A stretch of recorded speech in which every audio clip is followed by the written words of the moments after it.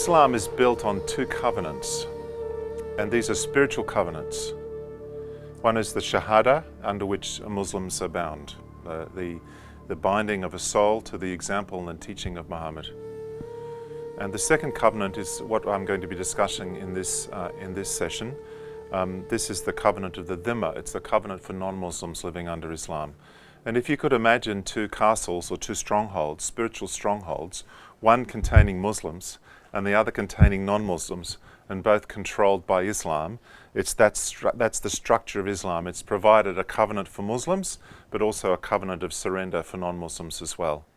And one of the challenges when you get involved in ministry to Muslims is that Christians can find themselves getting trapped in the stronghold for non-Muslims that's been set aside by Islam. So that there's not just the trap, as it were, of Islam, the spiritual powers and forces that have been set up to hold Muslims in captivity, but there's also, Islam has a strategy for binding and restricting non-Muslims as well. And it's very important when you're involved in mission outreach to Muslims that you understand the structure, the spiritual structure of those two covenants. When you're calling someone out of Islam into the Christian faith, you're calling them to be set free, to be saved, to be rescued.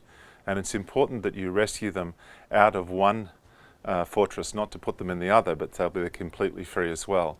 And also the Christian church that has laboured long under Islam and suffered greatly, it needs to be set free as well from its own bonds, the bonds of the dhimma, which have contained it and constrained it. And I've seen many miracles of Christians who've been set free from fear and the bonds of the whole world of the dhimma thinking, and have only then been able to be effective in evangelism to Muslims.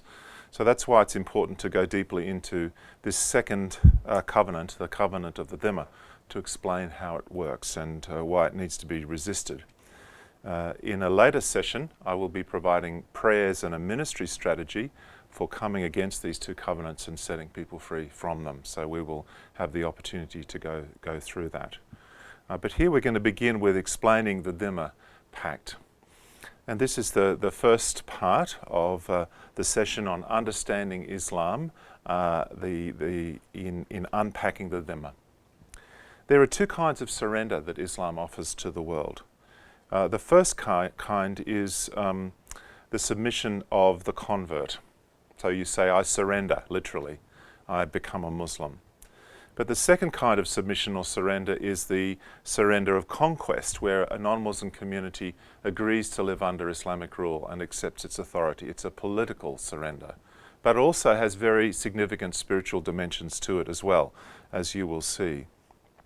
Just a reminder about Islam's theological claims. It claims that it is the original religion, the first religion, and that Christians and Jews, being people of the book, are in a sense lost Muslims whose scriptures are now corrupted and not what they used to be. And Muhammad, the ultimate guide and final prophet, has come to call Christians and Jews back to their original religion, which is Islam. And so Islam teaches that true Christians and Jews will accept Islam and will follow Muhammad. As Tantawi, who was previously a spiritual leader at Al-Azhar University, said, there are two kinds of Jews. The good ones become Muslims.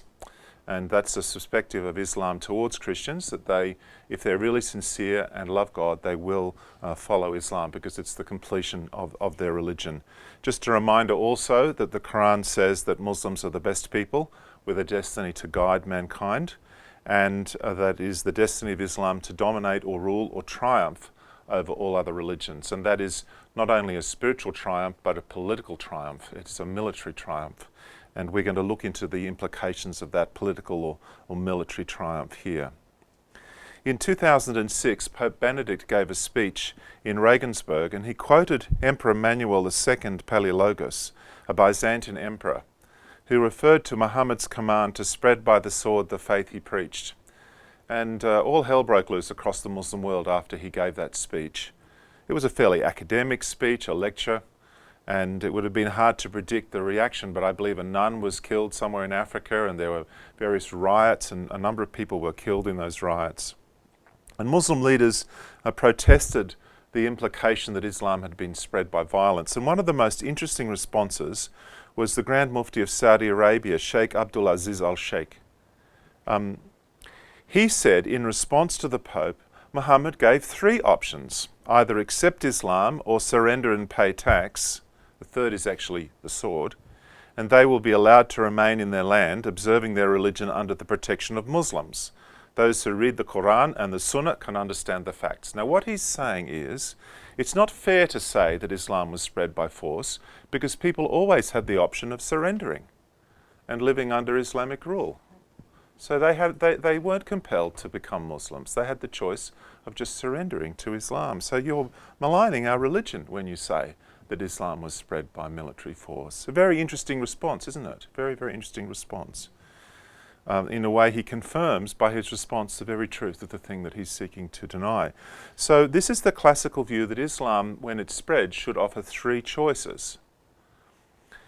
Now, the process of evangelization from an Islamic point of view, of da'wah, uses jihad as the method of proclaiming Islam. An official ruling from a previous Chief Justice in Saudi Arabia said at first the fighting, remember you could also translate that the killing, was forbidden, then it was permitted, and after that it was made obligatory. He's speaking about different stages in Muhammad's life. Firstly against those who start the fighting against you, the defensive jihad, and then against all those who worship others along with Allah. So he's saying the final word that was that Muslims had a responsibility to wage war against all those who do not follow Islam. Worship others alongside Allah, that's an Islamic way of saying non-Muslims, people that reject the pure monotheism of Islam. That is the sheikh, he was the sheikh of the sacred mosque of Mecca and former Chief Justice of Saudi Arabia. Now the question that then arises is what happens to non-Muslims in an Islamic state? What determines their status and their position? What is the horizon of their existence? What does it mean to be a Christian living in Sharia conditions? And why is it so? How did it come to be that Sharia law has this system? I'd like to start by speaking about a township called Khaybar. It was an oasis.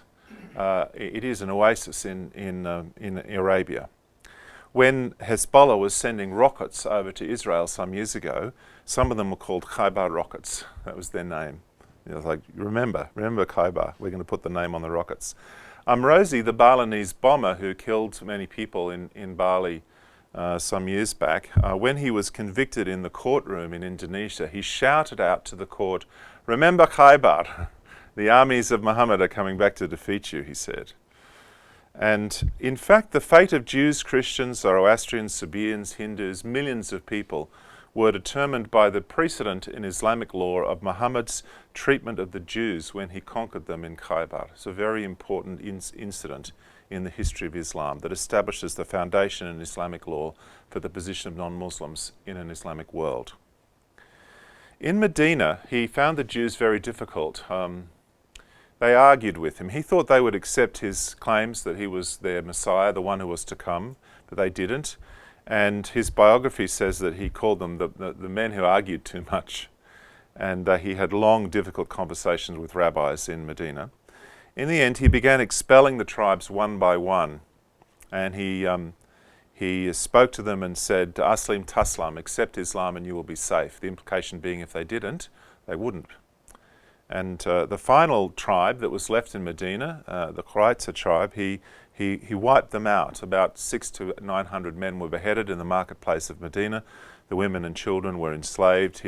Muhammad picked up a concubine, a wife from those women. And then later he turned his attention to Khaybar, to which some of the Jews had fled. It was a fertile oasis inhabited mainly by Jews.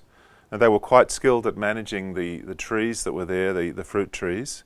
Khaybar was attacked and told to embrace Islam, accept Islam, and then the war stops. And many Jews were enslaved and killed as part of the hostilities, but finally the remaining Jews surrendered and they were allowed to have a treaty, a dhimma of surrender, a pact of surrender, and they were allowed to keep Judaism as their religion. So this is the first time in Islam that a community is permitted to live under Islamic rule and given official permission to have a different faith. They kept their Judaism. And the pact that they came under is called the Dhimma Pact. And one of the conditions of the pact that applied in Khaybar is that they had to pay a large proportion of their harvest to the Muslim community. So there was a tribute that they had to keep paying in perpetuity. And this establishes in Islamic law the precedent for how Muslims should treat non-Muslims. There is an attack, a possibility of surrender if you want to keep your life and your religion, and if you accept a covenant of surrender, you're allowed to keep your faith and live under Islamic rule. That's the end of the first section.